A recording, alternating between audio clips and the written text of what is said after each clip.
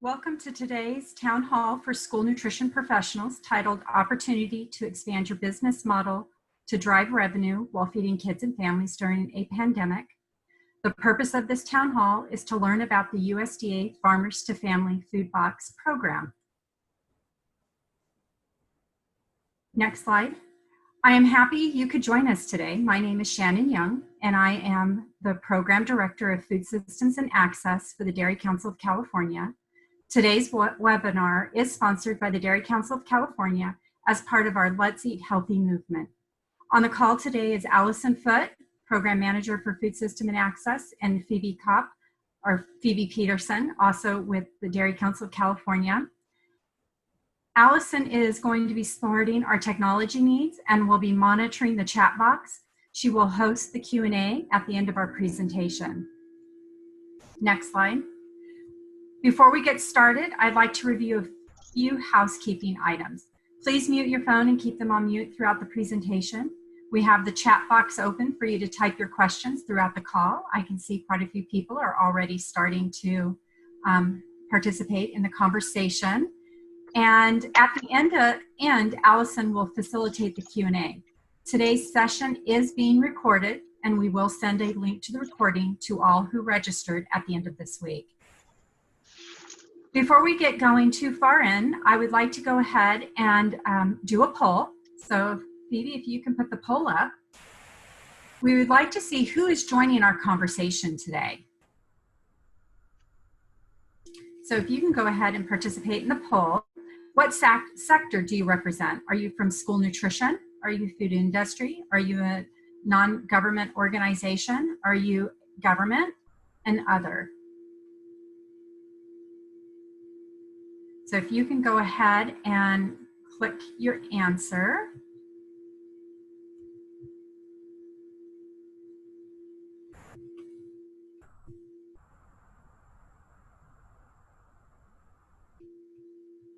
Oh, I see quite a few of individuals that I know that are on the call today. Thank you for joining us. Phoebe, are we ready to share the results of the poll?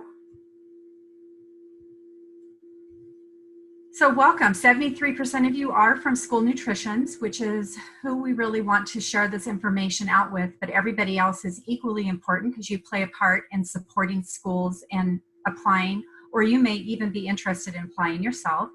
12% from food industry, 6% NGO, 3% government, and other.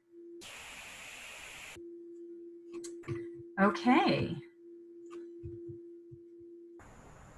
Next slide, please. One more. There we go. So thank you for joining us to learn about the USDA Farmers to Family Food Box Program. Joining me today is Scott Brandt with the Riverside Unified School District, which is the only district in the nation that I am aware of that's operating a Farmers to Family Food Box program. He's going to share the application process, the benefits and challenges of the program for you as a food service director or manager. You will also see how the program operates in the Riverside Unified School District. This program is a unique opportunity for you to bring new revenue sources to help keep your employees working while feeding kids and families in your community. At the end of this webinar, we hope you will contemplate the opportunity to submit to be a distributor for the Farmers to Family Food Box program, and that you will also have a general understanding of the application process. This is not a webinar on how to complete the application process or to tell you if you do qualify to apply. On Tuesday, July 28, 2020, the USDA hosted a webinar that discussed the technical details of the USDA solicitation for the third round of purchases for the program. We will send you a link to access the USDA recording of the webinar for you to learn more details on the application process. This webinar is to encourage you to explore the possibility of applying and to help guide you in the right direction. In June of this year, next slide, the School Nutrition Association conducted a survey to see how the pandemic's emergency feeding program impacted school food service. As this slide demonstrates, you can see that in the Western United States, They asked, is your program serving fewer, about the same, or more total meals? 75.8% shared that they were serving fewer meals, 8.6% the same, and 15.6% were serving more meals than prior to the COVID crisis. Of those who are serving fewer meals, over 55% of them are serving over 50% less meals. That's quite a huge impact when we consider across the nation the large number of students who participate in the National School Lunch Program. Just under 65% expect a profit loss for this past school year, and that financial loss is expected to be anywhere from $42,000 to $2.6 million per school district. In April, about 41% of mothers, next slide, with children under 13 reported recent food insecurity. That's the highest level since at least 2001 during the Great Recession. And this information is from the survey from the Brookings Institute. The nonprofit Feeding America projects that some 18 million children could be food insecure by 2020. Next slide. On April 17th, 2020, Secretary Perdue from the USDA announced the Farmers to Family Food Box Program as part of the Coronavirus Food Assistance Program. You will sometimes hear people refer to this program as the CFAP, which is the Coronavirus Food Assistance Program. This is developed to help farmers, ranchers, and consumers in response to the COVID-19 national emergency. In under 30 days, the program contracted and began distribution of the food boxes across the United States starting May 15th of this year. Through this program, USDA Agricultural Marketing Services is partnering with national, regional, and local distributors, of which Riverside Unified School District is one of those distributors, whose workforce have been significantly impacted by the closure of restaurants, hotels, and other food service businesses. And the purpose of this program is to purchase up to $3 billion, yes, that's with the B, $billion in fresh produce, dairy, meat products, all from American producers of all sizes. The food box program supplies fresh fruits and vegetables, dairy products, meat products, and also a combination box that includes all of them. Distributors, such as Riverside, package these products into family-sized boxes, then transport them to food banks, community and food-based organizations, and other nonprofits serving Americans in need. The next slide shows you where round 3 solicitation information can be found on the USDA Farmers to Family Food Box website. We will also include this in your notes from today's webinar. The next slide demonstrates a graph that's produced by the USDA that shows how the Farmers to Family Food Box program works. For the 2020-21 school year, schools across the state are starting with a distance learning model. For school food service, this has created a new normal where grab and go and market boxes are the norm. In the fall, school districts were in triage mode, and as these schools struggle to change their meal program from a dine-in service to a food delivery program. Schools are now in a phase, and this new phase is a transition phase. And this phase will eventually transform school nutrition programs from now into the future. Many of you have already been operating as a food or nutrition hub for your community. You run a child and adult care food program, a national school lunch program, a school breakfast program. You may be a vendor, you may be the sponsor of a summer meal program. This all supports the economic vitality of your community. You may be distributing food on your campus in partnership with your local food bank or food pantry, and you may even be supporting a food pantry on your school campuses. Becoming a USDA Farmers to Family Food Box program distributor is another program you may want to consider adding to your food hub business model. Can you click one, Phoebe? By becoming a distributor, which this graph shows, so there's the farmers, there's the distributors, and you can see that under the families, the distribution goes through the schools. What we're proposing on today's model is that you become this middle person, the distributor, and you may even be distributing to other schools outside of your school district. By becoming a distributor, you will have the funding to run this program from your processing center or kitchen. If you already are partnering with your local food bank or a Farmers to Family Food Box Program distributor and receiving prepared boxes for all of your food insecure families in your schools, then applying for this program may not be for you. Next slide. But let's talk about the expertise that you do have. What makes school food service an ideal distributor for the food box program? The first is you have expertise in running your USDA food programs. This is just another one. The next is that you already have connections with local farmers and vendors to secure the needed food items for the food boxes. Next is you are the expert in the bid process. You've been doing this. You also are already support food insecure children and many of your families in your communities. You also have the ability to process and package food. The next is that you are experts in institutional food service and food safety and sanitation. You are also connected with your community and collaborate with partners who share your same passion for nourishing the community. And last, you are trusted and have relationships in your surrounding community. Next slide. So if you're looking for ways to provide wholesome, nutritious foods for kids and families who are experiencing food insecurity, many for the first time as this pandemic continues, and also build relationships and goodwill with your surrounding communities, all while bringing in revenue for your program, then please stay and enjoy the learning about the Farmers to Family Food Box program in the Riverside Unified School District. Next. At this time, I would like to introduce Scott Brandt with the Riverside Unified School District. He's the Food Hub Coordinator and has a wealth of experience in food systems work. He works hard to bring wholesome, nutritious foods from local farms and businesses to improve food security in the Riverside community. Welcome, Scott. We are all intrigued and are looking forward to hearing about your Food Hub work in the Riverside Unified School District.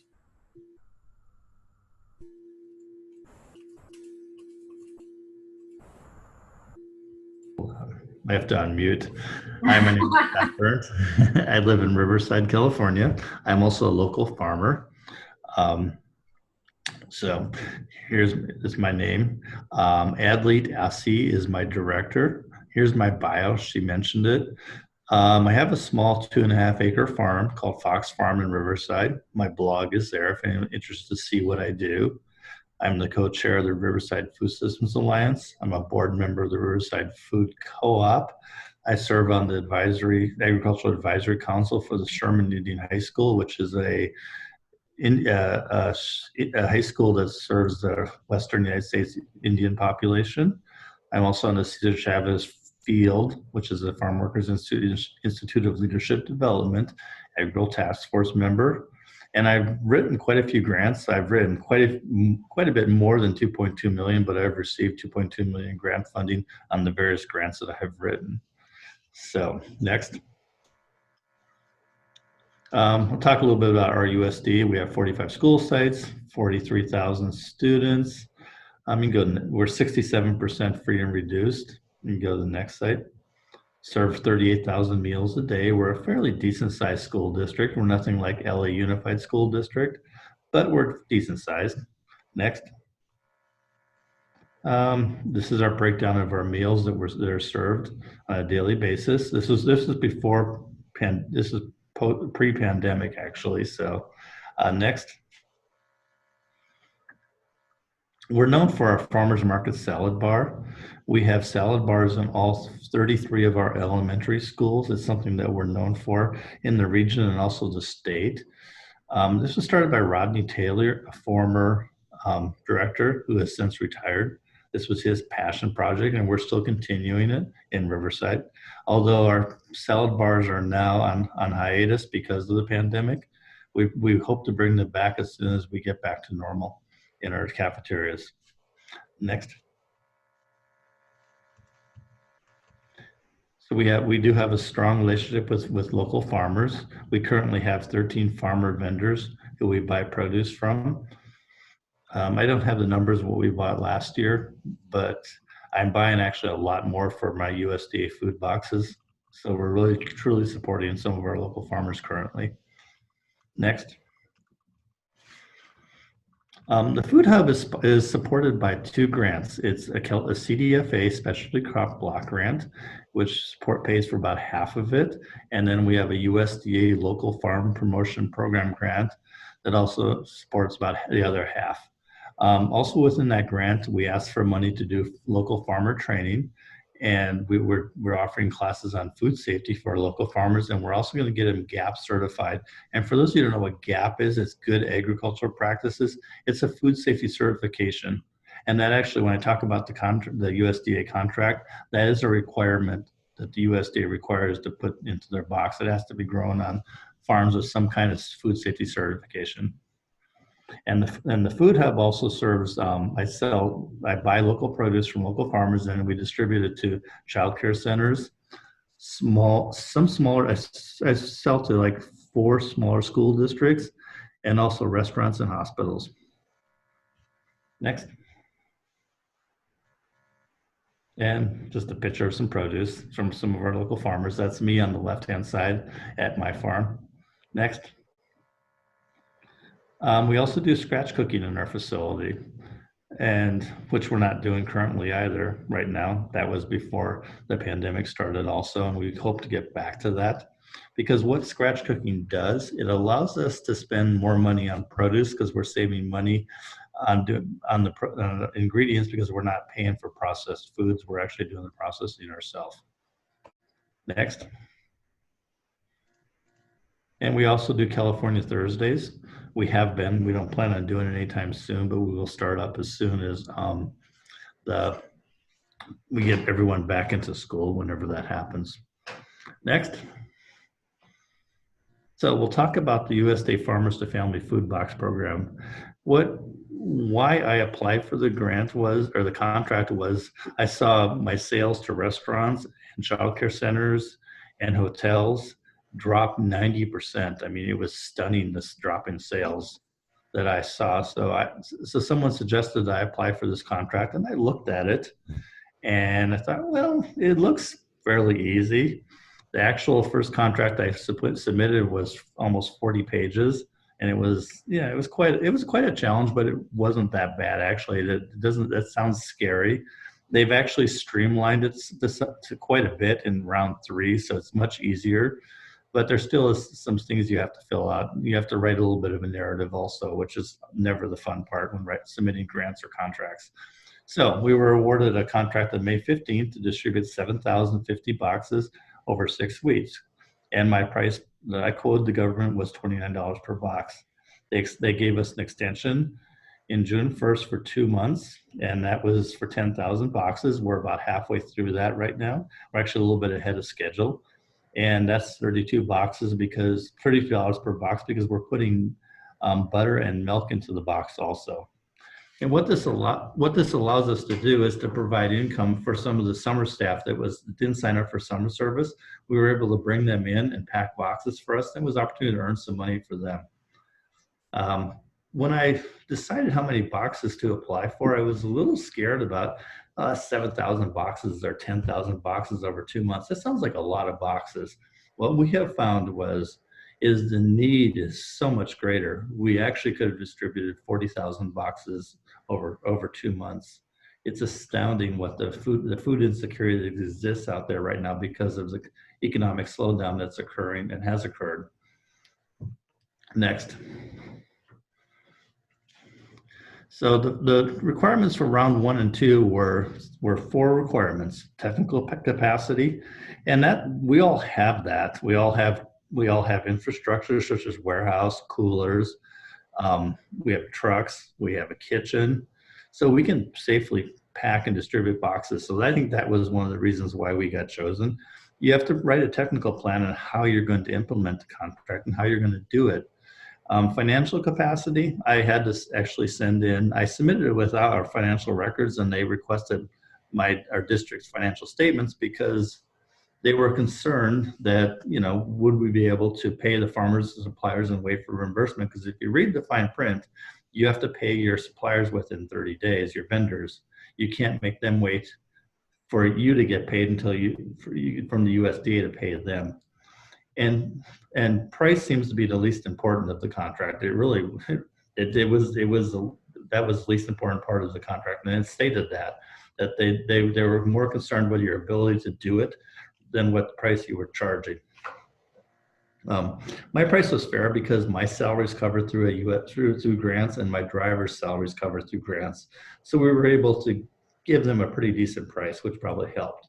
I'll talk about, there's a gentleman down in Fallbrook, and I don't recall his name. He was the avocado direct commission or something. He originally in round one, he got a $40 million contract from the USDA and started packing boxes. He sent them an email asking for advance of the money to get started, and they canceled the contract in the next morning. And the reason why we know that is because they included all of us in that cancellation, so we're all aware of it. And unfortunately, we got to see his response to the USDA, his angry response to them. But that shows how serious they are about having the financial capacity to do this work. Next. Round three, they've changed it to where rather than have to issue a solicitation every time that they want to purchase more boxes, you'll need to become a BOA, which is a basic ordering agreement vendor, which basically means you're going to be a vendor. And this will allow you to be a vendor through August 15th, 2022. It doesn't mean you'll be packing boxes through August 15, 2022. It means that they don't have to issue a solicitation if they see a need to kick up this program again, or if they get more funding for this program. They're just going to go to those who've already did the paperwork and are eligible to start making boxes for them. And at that point, the way it sounds is they would negotiate with you how many boxes and what the price would be. And it seems the prices have been elevated to the same level as other requirements, because now we have to submit a price for a box in our submission also. So we're going to be competing against the other companies that are submitting the same applications. Next. So these are the requirements for box 3. And I see they put some pictures in here. This is from the USDA. The box need to be 30 to 40 pounds.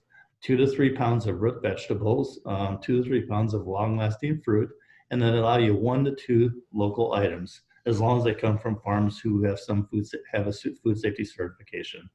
And what you see the trend here, they want you to put things in the box that have a longer shelf life than greens or strawberries or a head of lettuce or a head of romaine. They want you to you have to put a gallon of milk in, 2% or whole milk, or 1% I think is the choice also. 5 to 6 pounds of dairy items, and there's 2 columns that are in the request for proposals. And one of the columns is like cheese, and the other columns is yogurt, sour cream, butter. And then 5 to 6 pounds of meat or egg products. The meat must be pre-cooked, and only 1 pound of that can be lunch meat. So that's my challenge. We're working on what to put in those boxes that is pre-cooked meat.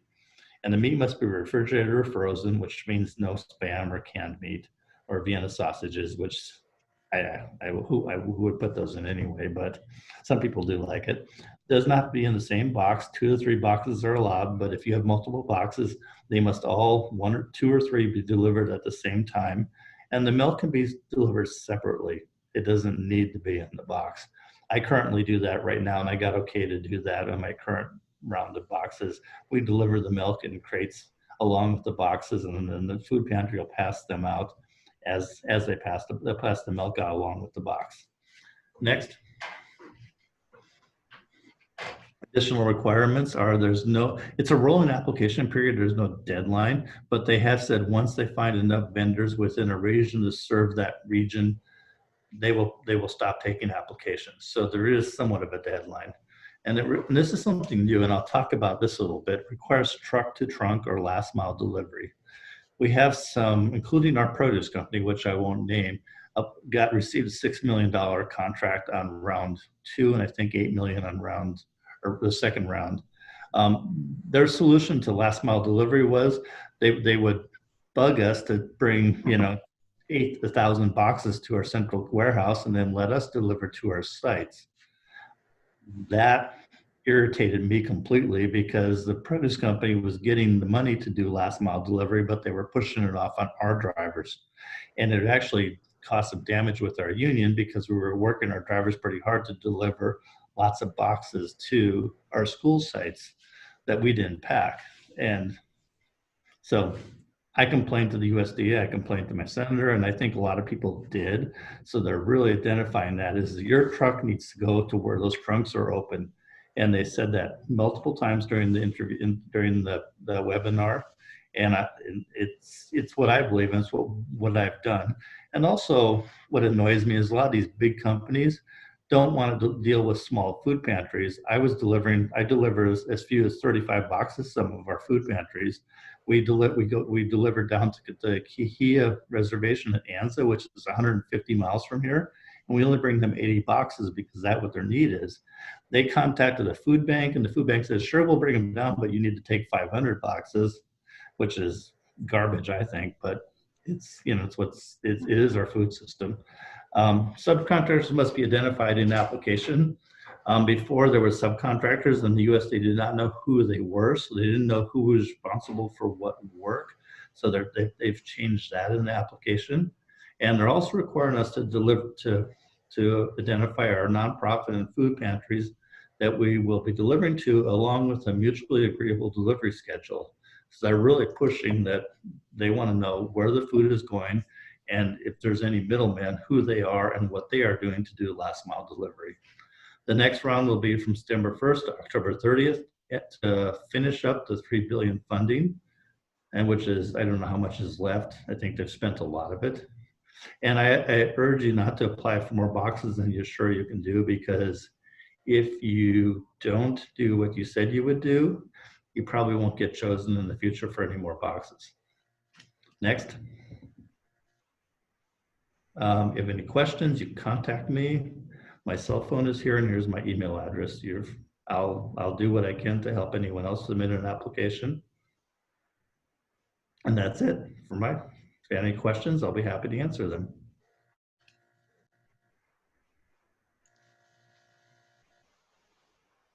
Thank you, Scott. At this time, Allison, you're going to do the Q&A? I am. Thank you. Thank you, Scott, for that great presentation. It's really wonderful to hear from somebody else's experience as others are thinking about if they would consider applying for this program or not. So there are a couple of questions coming in the chat box, so I'll just go ahead and post those. If others have questions, please feel free to post. I see from Courtney, she said, I heard in this next round, boxes had to go to low income, similar to other USDA programs that are run through the food bank. Any insight how the school district will manage that new component?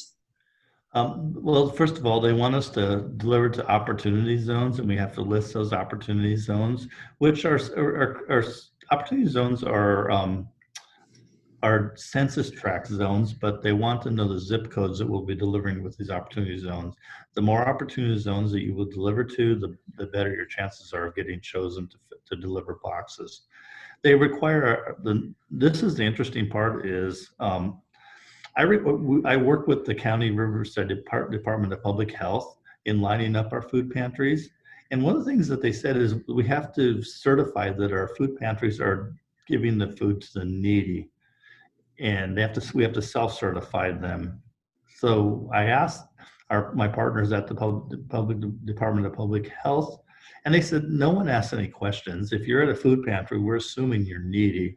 So I don't understand what the USA is asking there. And we've submitted questions to them to clarify that. They don't ask questions at food banks. It's, who do you question them? How much money do you make? Why are you here? You're driving a nicer car. Are you sure you need this food? I can't imagine. I didn't know where that's coming from, but that's one of the things they listed in the application. The application is actually a spreadsheet where you fill all these things out. They ask you to send some pictures of some of the things you've done in the past, which in this case would be preparing school food. That's relatively easy to do. And they ask for a narrative on how you're going to deliver these boxes and what your program is going to look like. The first one I wrote a 10-page narrative. I don't think I need to write quite that much, but I'm going to write a decent amount of narrative and show some pictures of what we're doing. So that's all I know about the neediness portion of this contract. Okay, great, thank you. I see one other question here from Heather's. She's wondering, how do you tailor to individual allergies or preferences, and how do you decide who can receive the boxes? Is that a requirement? The Wallace Center did a great webinar on it, and they recommended that we divide the 3 items up. We put the dairy in one box, the meat in one box, and the produce in one box. I'm not sure if I'm going to do that yet, because that allows people who may not want dairy products for what various reasons, they can leave that, and that dairy box can go to someone else who may use it, and that may eliminate waste. You do have to have labels on your box, and there is the USDA does say what you have to have on the label. And allergens, that was sort of up in the air, and the Wallace Center is inquiring the USDA to explain their allergen policy a little more clearly. You know, these contracts were sort of hastily written, and so there's still some things that are not clear yet, and we've been asking for clarity. I'm not sure if we've gotten it yet or not. I haven't looked at the latest Q&A from the USDA. Great, thank you. So the next question is, if using existing school employees, what was the effect on your collective bargaining? There's our challenge. The challenge is going to be for the next round, because the employees I used over the summer were off contract. The contract starts actually Monday. We're trying to negotiate with them that some of the employees at the sites that we don't need would come to our central kitchen to pack boxes. That's still up in the air. Having to deliver 1,000 boxes a week in our trucks along with our school food to our sites from these big produce companies did do some damage to our union. We're trying to, with our relationship with our union, which is understandable because they were working hard and they were making multiple trips, because the produce boxes that were being packed by another company were taking up the entire truck, and then we had to come back and actually take spring school food. We're working our way through that, and the district is negotiating with our classified employee union right now. So we're hoping that we have some flexibility to move people around. That's from sites where we don't need them anymore. We'll see. That's still, that's always going to be the challenge. We're looking at a loss of money in October. We're struggling with how we're going to make payroll in October, and that's my message to our union members is, look, we're trying to bring other money to avoid layoffs and furloughs. So we need some flexibility during these rough times. Whether that works or not, I'm not sure. We'll see. Next question is, I see you provide GAP certification training, but do all the farmers you work with have to be GAP certified? Oh, yes. And I'm scheduled for a food safety audit from the USDA. It's going to be a desk audit, but I've got to provide food certification certificates from every item I put in the boxes. So, and that's easy to do because all the large farms do have that, and you call them up and they know exactly what you need and they'll send it to you. I'm actually making my vendors provide that. That's part of their job. If they're going to sell me produce, they have to provide those food safety certifications from the farms they're purchasing from. Okay, thank you. Next question is, are food banks in your area open to subcontracting the last mile costs for this round of distribution?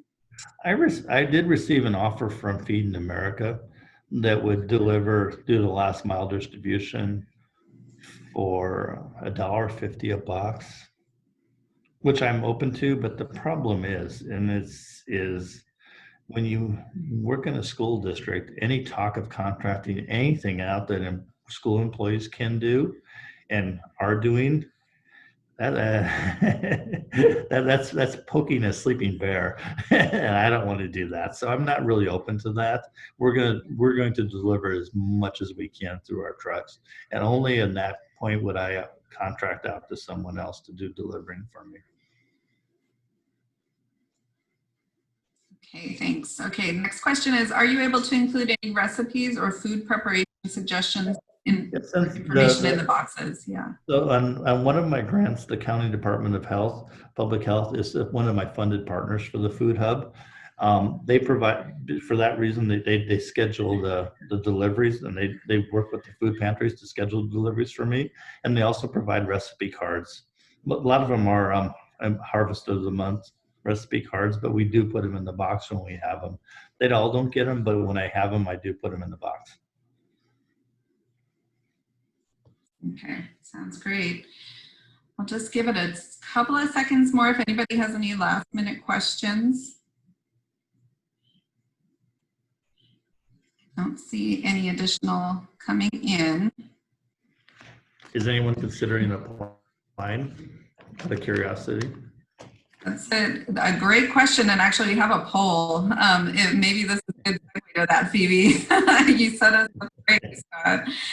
The second poll is that question: if are you considering applying to become a distributor? Yes, maybe, or no. Let's see what the poll results are.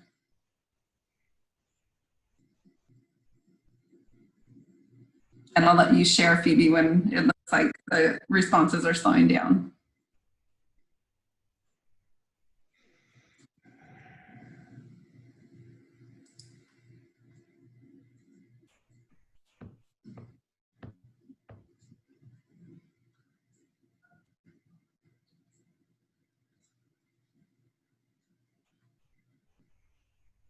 Okay, there we go. So we have about 17% at yes, 57% at maybe, and 27% at no. So it seems like we may have some additional questions for you. I'm glad you provided your contact information, Scott.